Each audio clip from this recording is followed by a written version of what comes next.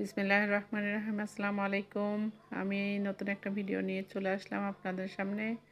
আমি আজকে পাটিসাপটা পিঠা বানাবো, পুর ভরা পাটিসাপটা পিঠা। আমি তার জন্য এখন আমি খেসা বানাবো। হাফ লিটার দুধ দিয়ে দিয়েছি, দুধটা বলক উঠে গেছে। এখন আমি সামান্য সুজি দিয়ে দেব। সুজি দিয়ে দিলে তাড়াতাড়ি ঘন হয়ে যাবে। 1 চিমটি লবণ দিয়ে দিলাম। আমি নারকেল দিব, নারকেল দিলে খেতে বেশ টেস্টি হয়। এখন আমি এলাচ গুঁড়া ফ্লেভারের জন্য দিয়ে দিচ্ছি। আপনারা চাইলে দিবেন, না চাইলে দিবেন না। আপনারা যদি এভাবে বানান দেখবেন খুবই ইজি, কোনো সমস্যা নাই। সুজিটা ফুটে গেছে, আমি গুড় দিয়ে করব। গুড় দিয়ে দিলাম, খেজুরের গুড়। আর ব্যাটার রেডি করব আমি চিনি দিয়ে। এই খেজুরের গুড় দিয়ে ব্যাটার রেডি করলে খুবই সুন্দর হয়, ফ্লেভারটা খুবই ভালো আসে। আমি 1 চামচ ঘি দিয়ে দিলাম। ঘি দিয়ে দিলে ফ্লেভার ভালো আসবে। আপনারা চাইলে দিবেন, না চাইলে না দিবেন, এটা অপশনাল। এখন আমি এটা সুন্দর করে নাড়াচাড়া করব। এটা নাড়াচাড়ার পরেই থাকতে হবে। একটু ঘন হয়ে এলে আমি এটা নামিয়ে ফেলব। এভাবে বানালে খেতেও খুব মজা, আবার দেখতেও বেশ ভালো লাগে। আপনারা যদি লাইক দিতে ভুলে যান, অবশ্যই লাইক দিয়ে কন্টিনিউ করতে থাকবেন। আর যদি সাবস্ক্রাইব করে থাকেন অসংখ্য ধন্যবাদ। যারা নতুন, ভিডিওটা যদি ভালো লাগে অবশ্যই করবেন। আমি ব্যাটার বানানোর জন্য ময়দা নিলাম হাফ কাপ, 1 কাপ চাউলের গুঁড়া। এখন আমি 1 চিমটি লবণ দিয়ে দিলাম, হাফ কাপ চিনি দিয়ে দিচ্ছি। হাফ কাপ চিনি দিলে মিষ্টি হয়ে যাবে। আপনারা যদি বেশি মিষ্টি খান তাহলে আরেকটু দিয়ে নিতে পারেন।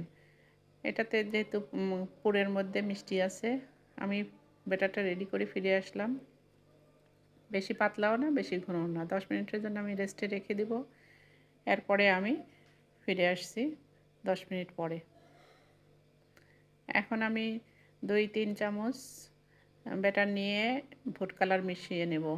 ফুড কালার দিয়ে আমি 2 কালারের আমার লাগবে, হোয়াইট আর অরেঞ্জ কালার। আমি এটা সুন্দর করে নাড়াচাড়া করে সসের বোতলে ঢেলে নিব।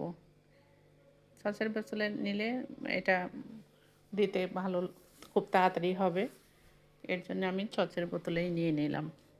এখন আমি সামান্য তেল দিয়ে কড়াইটা মুছে নিয়েছি। এখন আমি ব্যাটারটা, অরেঞ্জ কালার ব্যাটারটা দিয়ে একটু নকশা করে নিচ্ছি।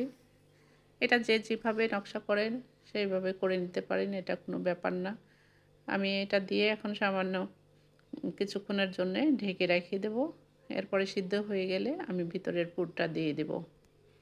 আমার নতুন চ্যানেল, আপনারা যদি ভুল ত্রুটি ক্ষমা করেন, আমার অনেক ভুল থাকবে, সব ক্ষমা করে দিয়ে দৃষ্টিতে দেখবেন।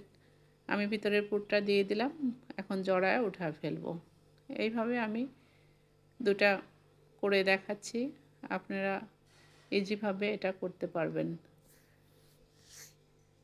নতুনরা অনেক কিছু সমস্যা পড়ে যায়, যে কোনো কিছু করতে গেলে না জানার কারণে অনেক ভয় পায়।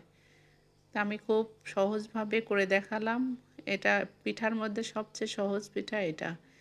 খেসাটা বানানোটাই একটু ঝামেলার, পিঠা বানানো কিন্তু কোনো ব্যাপারই না।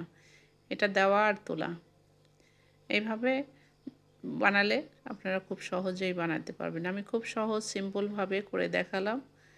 এর চেয়ে অনেকে অনেক ভালো পারে, আমি যেটুকু পারি এটুকুই দেখালাম। আমি বাসায় যা করি সেটাই আমি আপনাদেরকে দেওয়ার চেষ্টা করি। এইভাবে আমি পিঠাগুলো তৈরি করে ফেললাম। আপনারা দেখে খুবই সহজেই বানাতে পারবেন। আমার জন্য দোয়া করবেন। আপনারা ভালো থাকবেন। ফি আমানিল্লাহ। আল্লাহ হাফেজ। Good night.